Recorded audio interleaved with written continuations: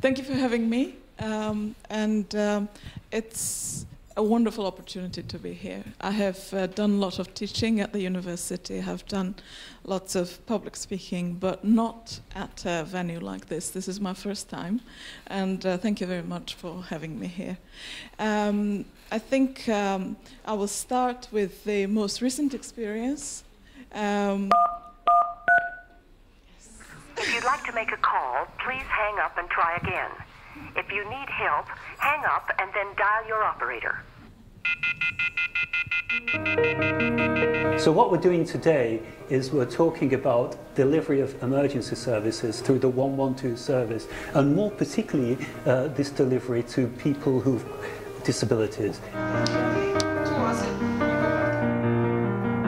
I decided to start with this because I wanted you to see where we are today. But let's go back, reverse it, and where we started. I'm interestingly placed. I'm an international civil servant. I'm not a consultant per se. I work for an international organization that is supporting the government of Georgia to make the lives of Georgian people better. We somehow realized 2 years ago that the government and the UNDP, they were going through the similar processes that we were going through, understanding and awareness that, as Adam mentioned previously, things change, and we have to keep at pace with the change which is happening externally. So the Georgian government, we are uniquely placed in Georgia. I mean, someone was talking about geopolitics. Geopolitics matters in Georgian context particularly. I have to explain that we are a country locked between Russia and Asia, and we used to traditionally be the one of the major parts of the Silk Road, ancient Silk Road, and that was the role that the nation played within the larger context of global development.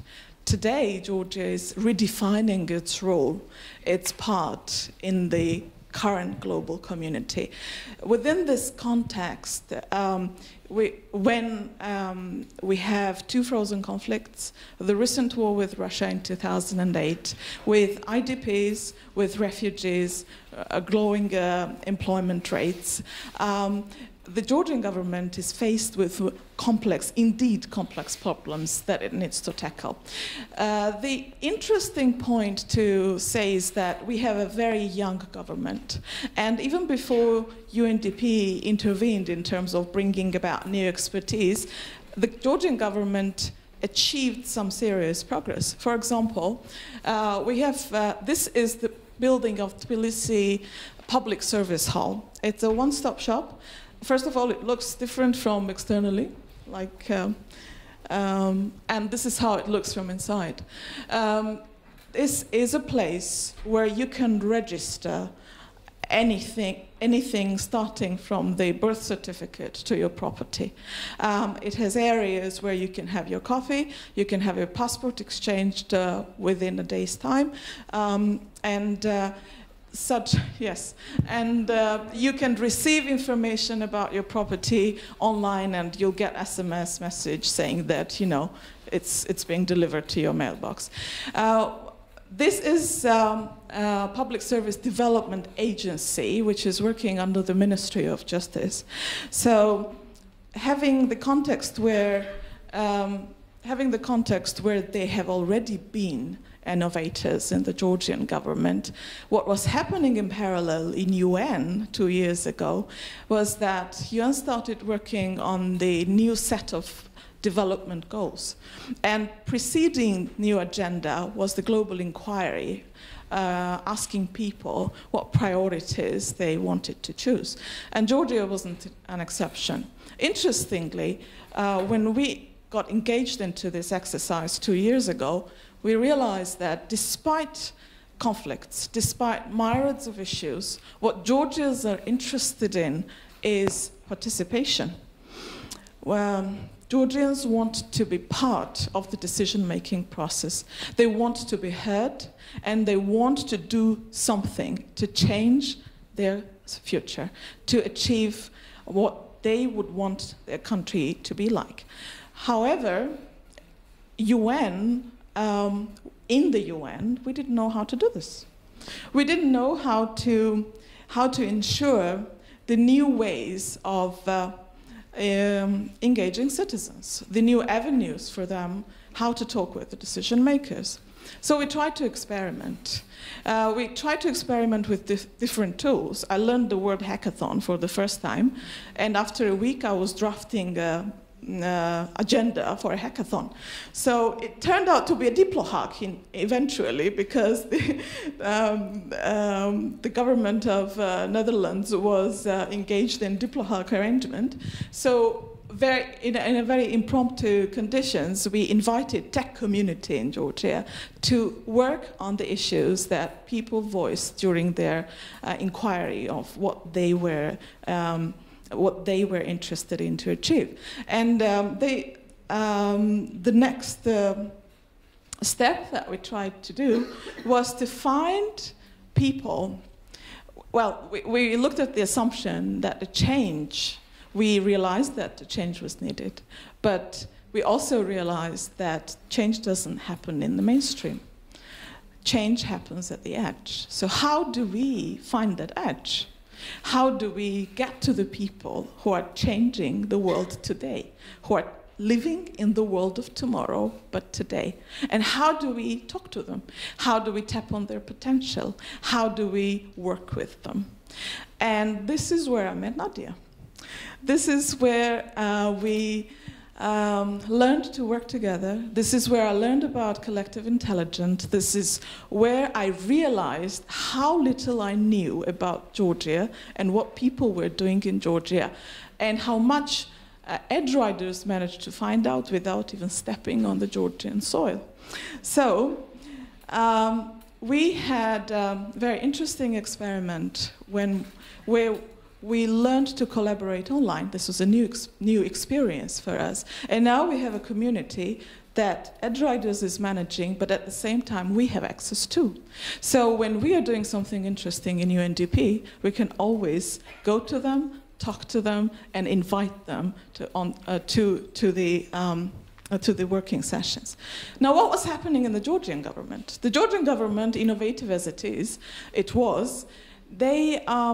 they also realized that the innovation mainly, in major ways, it was under the Ministry of Justice. It had to do with the Civil Service Bureau. And they also realized that institutionally they had to create a capacity which could have been expanded to the other areas of the government services. So we reached out to the FutureGov. We reached out to the experts who were working on the behavioral science, and we supported their capacity building. We let them be exposed to the experiences that were happening elsewhere. And this is the prototype of the idea box that they developed within the agency to generate the new ideas from their own employees. Within UNDP, we realized that we also needed to increase our own skills. We needed to learn. We needed to understand what tools are available externally. We hosted Nesta's toolkit testing in UNDP Georgia, and the next step from it is that we're working on the integrating these new tools within our business processes. Like, how do we make the system acquire the new knowledge that we internalize it, the new knowledge. Within this short period, practically during last year, the innovation agency within Public Service Development Agency, they developed new services. And one of the important ones is they reached out to the areas which are not central to the regions and providing the same services through mobile vehicles. So these cars, they are driving in the mountainous regions, and all the services, including issuing of passports, which are accessible in the capital city, are also accessible in all areas of Georgia. I started with the presentation of the services that we developed for the people with hearing impairment. We realized that 112 services wanted to have this kind of service. For 2 years, they were trying to negotiate with the deaf union to understand what their needs were, and somehow they couldn't come to agreement on this. Through the design thinking, and it was an opportunity that we actually used, we managed within 2 days' time to look through the existing process and to map the process that would match the needs of the deaf union that they were requiring, and the ability of the 112 services to deliver that. 6 months from there, 112 services recruited sign language interpreters, 8 sign language interpreters, who are providing video call services to the people with speaking and hearing impairments. As a spillover effect, we had Public Service Development Agency recruiting sign language interpreters to make sure that they could provide the similar services in the Public Service Development Agency. And this is the testing of the pilot service.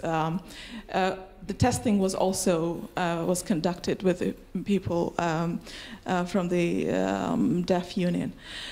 It's a learning curve. We're still learning. We're learning together with the Public Service Development Agency as a UNDP. And one of the most interesting experience of learning was redesigning the concept of scientific library in Georgia. And it came, and I really want to explain this paradigm, because I'm sure that there are people here who are working in the government or who are consultants and the designers, and they do not know how to connect with each other. The way it happened is that after we managed to break out from our usual circle and reach out to the people at the edge, we started working with them on very simple issues like where to find a co-working space, how to found a co-working space. And in search of a space, we went to the scientific library. And we realized that that was an excellent opportunity to use the capacity, that small, a tiny capacity that we have already developed, to sit down and on purely voluntary basis, we had no budget whatsoever for this, to work with the scientific library, to bring the designers, to bring ordinary people, citizens, together, and to create what we thought would be an ideal place for everybody, not to just get access to information, but also generate the new knowledge. So, we are famous for many things. We claim that we are first winemakers, and we have the best wine. Many people have heard that Stalin was Georgian, but most recently we became known for wild animals roaming in the city, but what is happening actually is that this kind of events, we had a major flooding in the city center, and that our assumptions when we started work 2 years ago, and we realized that people were ready for participation, people were ready to join a different field of decision making, but we couldn't pin it down because culturally we do not have the culture of volunteerism. However, during this crisis time, we had thousands of volunteers, by the way, managed from the Edge Rider community that we created before, who came out in the streets, and credit should be given to the Georgian government officials on the ground, who managed to cooperate with them impromptu without having actually the system to do it, without having the experience of how to do this. So in this changing paradigm, we are trying to tap on the external capacity, like yours, which is presented here today, and on the situation that we have in Georgia, and we want to host a 2-day hands-on workshop, not just speaking or sharing what we have, but actually invite owners from the government to tackle the issues like road safety, waste management, public transport management in the city. Bring them together again with the grassroots innovators, with the external consultancies, and produce a clear plan of how we can change our lives for the better. I guess that's it. The last point would be one of the ways of learning what people's mood is, one of the ways of identifying what we should focus on, which direction we should go, or how to measure the impact. We're looking at the narratives research. And this is what I'll be talking about later in the session, so I won't dwell too much of it. The narratives came up several times yesterday and today, and I find it fascinating.